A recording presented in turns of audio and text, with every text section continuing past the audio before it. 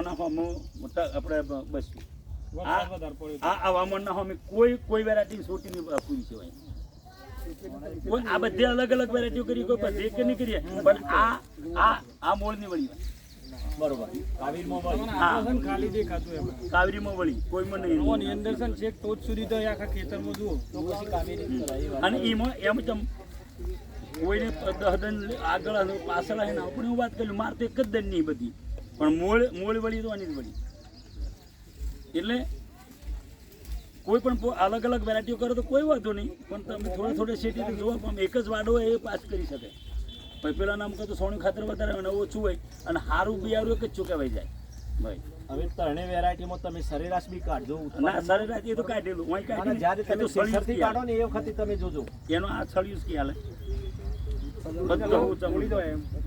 તો બધા ખેડૂતો આ કાકાના કે મુજબ એમને પોતાએ 3 થેલી લગાવી છે જુદી જુદી તમને હા બરોબર તો એમને જાતે રિઝલ્ટ જોયું કે ભાઈ એનું રિઝલ્ટ કેવું છે એનું કાયું કેવું છે સળિયું કેવું છે સુકારો આ તે બધી જ રીતે જોયું અને પવન આવ્યો તો પેલી વેરાયટીઓ પડી નથી કેમ કે ઓનું કારણ એ કે વસમાં ડોડી ઉપર એટલું અને એટલું અને વચ્ચે ડોડી હા એટલી આ પડવાનું કોઈ માથાકૂટ કરનારી નથી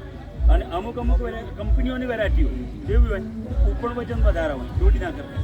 કોનો વધારે એટલે